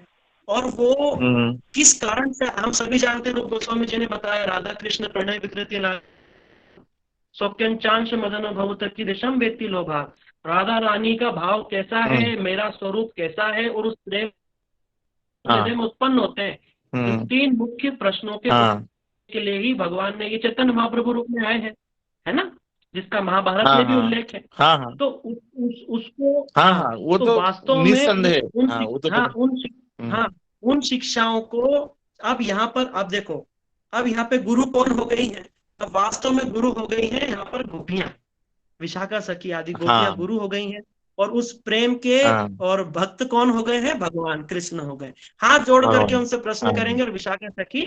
लेकिन इसके अंदर एक और बात है, राय रामानंद जी क्या बोलते हैं? मोर मुखे भक्ता श्री चैतन्य, कि बोल तो मैं रहा हूँ लेकिन भक्ता कौन है? लेकिन चैतन्य ही भगवान है। इसलिए ये सब प्रेम लीला है प्रभु, ये तो बहुत ऊंची बात है। बाकी इसमें मूल तात्पर्य यही है, क्योंकि उस मंजरी भाव को, उस गोपी भाव को गोपी के बिना कोई नहीं समझा सकता। इसलिए कृष्ण भी वहां पर शिष्य हो गए हैं और गोपियां। तो शायद महाप्रभु ये हम लोग को सरेंडर करना सिखा रहा है शायद, मतलब how we need to surrender towards the devotees. शायद वही शिक्षा दे रहा है इसमें।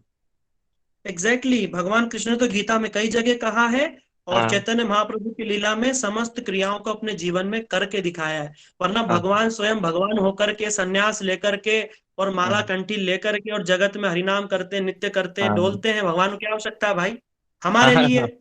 इसलिए भक्ति विनोद ठाकुर कहते हैं, जीवेर कारणे आसिया प्रपंचे लीला कोइले सुविस्तार गोपीनाथ मम निवेदन सुनो। यही प्रभु जी, बहुत अच्छा, ठीक है, धन्यवाद प्रभु जी। और एक चीज मुझे बहुत अच्छा लगा, विशाखा माता जी का जो प्रपोजल था कि आप इतना जप करोगे तो ये प्राइज मिलेगा। तो मुझे ये चीज मैं बोलना चाहता हूँ, ये बहुत अच्छा लगा कि आपने हमारा अंदर का लोभ जो है उसको भी जो सेवा में लगा दिया कि मैं परिक्रमा करने का लोभ में हरिनाम कर लूं। तो ये बहुत तो अच्छी बात है, अच्छा लगा, ये बहुत अच्छा लगा। I love the technique. तो इसलिए आप लोग को बहुत साधुवाद और इसके लिए बहुत बहुत थैंक यू। ये और धन्यवाद आप लोग सबको चरणों में। आपका तो प्रश्न बहुत उत्तम कोटि का प्रभु, आप ऑलरेडी बहुत सीनियर वैष्णव है। आज गुरु पूर्णिमा है, आप वैष्णव भी कृपा कीजिए, हमारा भी नहीं नहीं हरिनाम नहीं, ऐसे भगवान नहीं की है। भक्ति हो। ऐसे नहीं, एक्चुअली मैं आप लोग का ग्रुप जो मिला था वो गीता का मैं थोड़ा सुन रहा था, किससे गीता सुनने के लिए मिले। एक्चुअली अच्छा, मेरा गुरुजी को आप जानते होंगे, नित्यला प्रविष्ट से श्रीमद भक्तिवेदांत बामन गोसाई महाराज, वो अरे मेरा क्यों गुरुजी नहीं है। महाराज। हाँ वो मेरा महाराज के गुरुजी बिना है। तो अधूरा है सब। हाँ महाराज वो मेरा गुरुजी है। तो ठीक है जरूर प्रभु जी। जरूर प्रभु। हरे हरे कृष्ण। हरे कृष्ण। हरे हरे हरे हरे कृष्णा प्रभु जी, हरे कृष्णा। हरे कृष्ण प्रभु जी, पूछिए पूछिए पूछिए। प्रभु जी आपके चरणों में दंडवत प्रणाम, आपका बहुत बहुत धन्यवाद सुंदर कथा के लिए। प्रभु जरूर जी प्रणाम मेरे प्रभु। प्रश्न मेरे एक प्रश्न था, आजकल इतने गुरु हैं, जैसे हर समय हर जगह झूठ दिखावट बनावटी का माहौल है, तो हम सच्चे सदगुरु तक कैसे पहुंचेंगे? ये पहुंचना बड़ा कठिन हो पा रहा है, क्योंकि आजकल तो इतने दिखावट बनावटी का जमाना है। तो सच्चे सदगुरु तक हम कैसे पहुंचे? भगवान से हम प्रे करें कि हमें सच्चे सदगुरु से मिला दें, ये बड़ा कठिन हो रहा है सच्चे सदगुरु तक पहुंचना। बहुत अच्छा प्रश्न है प्रभु जी, आपका जो प्रश्न है ये यहाँ बैठे लगभग सब लोगों का यही प्रश्न होगा, इसलिए आप सबकी आवाज बन करके आपने ये प्रश्न किया है। इसका उत्तर ये है प्रभु जी, देखो सब जगह नकली दूध मिल रहा है ना, मिलावट का दूध मिलता है, मिलावट का दूध, लेकिन ऐसा तो नहीं है कि असली दूध कहीं भी नहीं है। असली दूध है, असल की ही नकल होती है। जब तक असल वस्तु नहीं होगी उसकी नकल कहां से आएगी?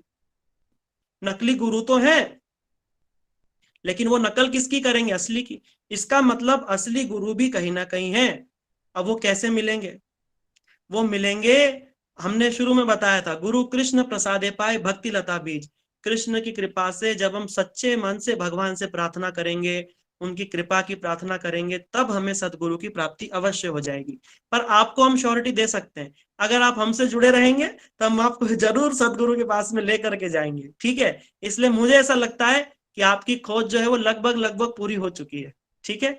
लेकिन पहले हम आपको पूरा समझाएंगे, उसके बाद ही गुरु जी के पास लेके जाएंगे, ठीक है? क्योंकि गुरु का चयन बड़े ध्यान से करना चाहिए, क्योंकि गुरु ना हाँ क्या कहते हैं, एक बार हमने कर लिए तो चेंज नहीं कर सकते उसको ना, तो बड़े ध्यान से हमें गुरु का चयन करना चाहिए, और भगवान से हमें प्रे हाँ करना चाहिए, भगवान के हमें सामने गिड़गिड़ाना चाहिए, रोना चाहिए भगवान के आगे कि मुझे सच्चे हाँ सदगुरु से मिला दीजिए। हाँ। और पितामह भीष्म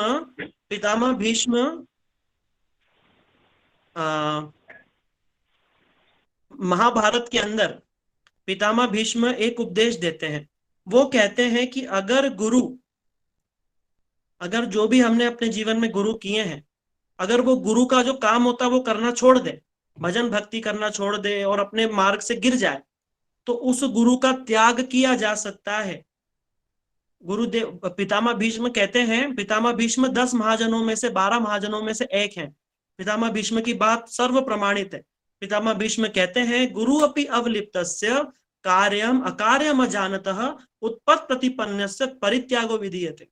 ऐसे गुरु का परित्याग भी करके पुनश्च विधि नाम ग्राह्यात वैष्णवाद गुरु, पुनः विधि पूर्वक वैष्णव गुरु को जीवन में धारण कर सकते, ठीक है? इसलिए गुरु अगर वास्तविक गुरु नहीं है तो उनको छोड़ा जा सकता है, ठीक है? ऐसा नहीं है कि गुरु को छोड़ ही नहीं सकते, छोड़ सकते हैं। अगर गुरु गुरु ही नहीं है तो छोड़ने में ही भला ही है, और सदगुरु का आश्रय कर लेना चाहिए, बशर्ते इससे नरक से जाए, इससे अच्छा गुरु को छोड़ करके सही मार्ग पे हम लोग चले, सदगुरु को जीवन में धारण करें, ठीक है? ये सारे उपाय सब कुछ शास्त्र में पहले से ही लिख दिया गया है। आपके मन के जितने भी प्रश्न हैं ये पहले ही सब पूछे जा चुके हैं और उत्तर भी मिल चुके हैं। वहीं से तो हम बोलते हैं, वरना बताओ हम कहाँ से बोलेंगे? हमारी कोई बिसात है, कोई औकात है हमारी? कुछ नहीं।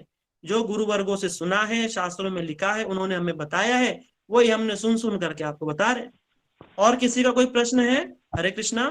हरे कृष्णा प्रभु जी। हाँ हरे कृष्णा, मैं पूछिए। गाजियाबाद से बोल रही हूँ, अनुराधा हाँ जी। हरे मैं ये कृष्णा कहना माता जी, में चाहती हूँ पहचान कि लिया। जी मैं ना ये पूछना चाहती हूँ, पहले मैं जब छोटी थी 12 हाँ साल हाँ की, तो हमारे माता पिता ने गुरु बना रखे थे, पंजाब के हाँ गुरु हाँ जी हैं एक, तो हाँ हाँ उनसे मुझे कोई भी ज्ञान नहीं मिला। हमने गुरु तो बनाए अब तक, फिर मैंने अपने हाँ ससुराल में आके भी सबको ज्वाइन करवा दिया, पर हमें हाँ उनसे हाँ कोई भी मतलब भक्ति के आगे बढ़ने के लिए कोई ज्ञान नहीं मिला। तो मैंने उनका, हाँ अब मैं वैष्णव से जुड़ी हूँ, गुरु मिले हैं तो मैंने अब गुरु बनाए हैं उनका त्याग करके। तो हमारी माता जी बहुत कहती अच्छा हैं बात है। कि जो गुरु पहले होते हैं उन्हें नहीं छोड़ना चाहिए। मैंने बोला हाँ मम्मी जब हमें ज्ञान ही नहीं मिल रहा है तो उन्हें छोड़ना कोई गलत बात नहीं है, पर वो नहीं छोड़ हाँ रही। मैंने बोला कि आप माला जपो, मंत्र भी ये उद्धार नहीं करेगा जो उन्होंने बताया है, ये महामंत्र हाँ ही हाँ इस जीवन का उद्धार करने के लिए है। ठीक है, आप सही कह रहे हैं। आप उनको ज्यादा फोर्स मत कीजिए, आप उनको बस उनको बताने की कोशिश कीजिए। अगर उनकी सुकृति होगी तो वो भी इस मार्ग पे आ जाएंगे। ठीक है, हमें किसी को फोर्स नहीं करना है, हमें सिर्फ बोलना है। जो ऑटोमेटिक आ जाएंगे वो उन पे भगवान की कृपा हो जाएगी, है ना? ठीक है ना माता जी? जी जी, ठीक है, हरे कृष्ण। धन्यवाद प्रभु जी। आपने बहुत सही मार्ग चुना है। ये सब समझ पाना और ये सब करना कोई आसान बात नहीं है, बहुत बड़ी बात है, जी, इसलिए आप मैं जब से बहुत। इसमें जुड़ी हूँ मुझे ऐसा लग रहा है जीवन मैंने अब जीना शुरू करा, अब तक तो कोई जीवन जिया ही हाँ, नहीं अपना। ये वास्तविकता है। जब तक हम हरि, देखो मीराबाई कहती है, मीरा के प्रभु गिरिधर नागर, गिरिधर नागर, गिरिधर नागर, भजन बिना नर फीको, आली मने लागे वृंदावन नीको। भजन के बिना, वास्तव में भगवान के नाम, भजन, साधु संग, इन सब के बिना जीवन फीका है, बिल्कुल फीका। जैसे नमक के बिना भोजन फीका है, वैसे जीवन फीका है। इसलिए इसी में ही आनंद है। आप सही मार्ग पे चल रहे हैं। हरे कृष्णा, धन्यवाद। ठीक है, जी, और किसी का कोई मैं ये और प्रश्न है? कहना, एक बात और हाँ कहना चाह रही, वो उन्होंने ना गुरु जी ने ना ये जो प्रहलाद जी ने मंत्र का जाप किया है वो दिया था, ओम नमो भगवते वासुदेवाय नमः। तो ये तो हाँ ठीक है, ठीक है मत देखो, वो मैं आप समझ गया आपका प्रश्न। जो पहले हमारे गुरुजी ने जो दिया, जहां तक भी वो ले आए, उनको भी प्रणाम कीजिए। सोचिए उनकी कृपा से ही हमको यहाँ तक हमारी सुकृति हुई और हमें अब आगे चले सदगुरु की प्राप्ति होगी। उन्हें भी एक गुरु मान करके कि बोले उनकी कृपा से ही तो हमको हुआ ना। देखो, हमें हमारे माता पिता से कुछ मिलता है, उनको भी हम प्रणाम कर, जिससे हमको कुछ भी प्राप्ति हो, हमको अकृतज्ञ नहीं होना है, सबको धन्यवाद देना है, लेकिन शरणागत गुरु के ही होना है, सदगुरु के। ठीक है ना? यही बोलूंगा मैं आपको। हरे कृष्ण। धन्यवाद प्रभु जी, दंडवत प्रणाम। हाँ जी, हरे पूछिए कृष्णा। प्रभु। हरे कृष्णा प्रभु जी, हाँ जी, प्रणाम। प्रभु जी, मैंने एक दंडवत। सवाल है। जैसे कि हमने सुना अभी ना कि गुरु भक्ति आरुणि के बारे में, तो कि गुरुदेव ने उससे उनको बोला कि जाओ, मतलब जाके देख कर आओ कि खेत पर क्या हो रहा है। तो वो जाकर देखे कि वो क्या हो रहा था। वो अपने बात, गुरुदेव की बात सुने। जो हाँ कथा थी एकलव्य की, तो क्या वो गुरु भक्ति नहीं था? हाँ, एकलव्य जो है, एकलव्य बिना गुरु की आज्ञा के कार्य कर रहे थे।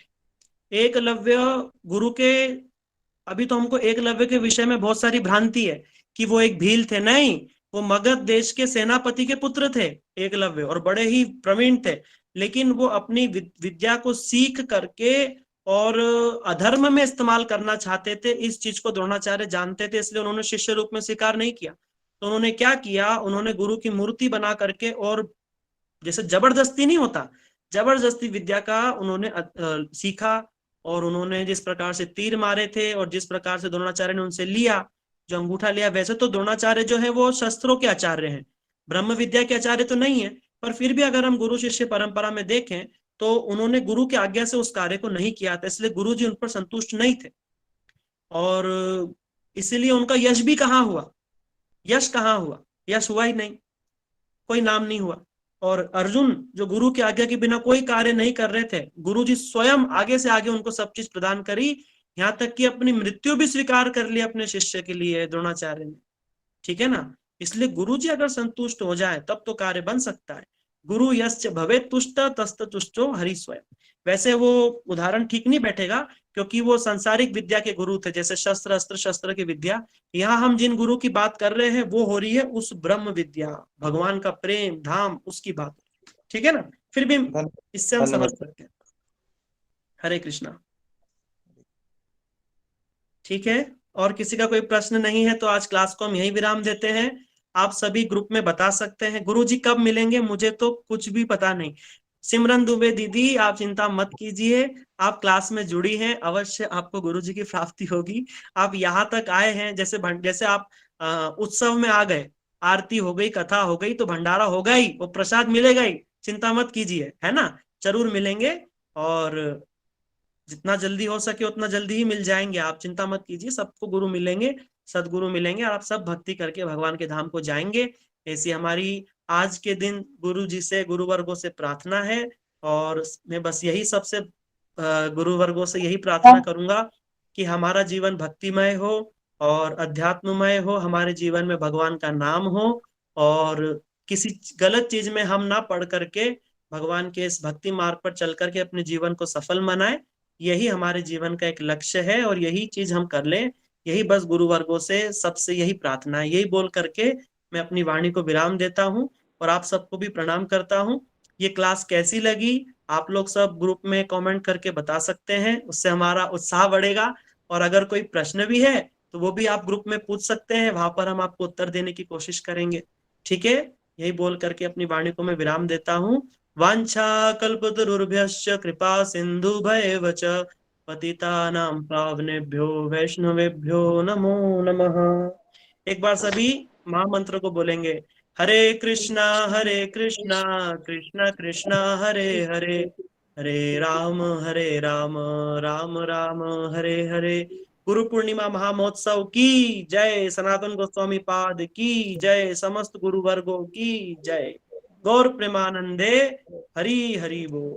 सबका बहुत बहुत धन्यवाद, बहुत बहुत धन्यवाद।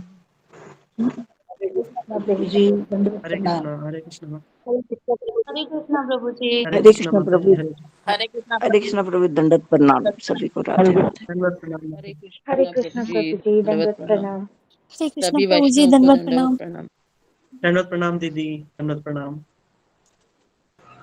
हरे कृष्णा प्रभु जी, राधे राधे।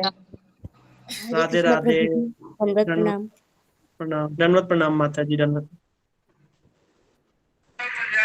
दंडवत प्रणाम। हरे कृष्ण। धन्यवाद प्रणाम। नालूदास बना के दोनों बने भाई का दिया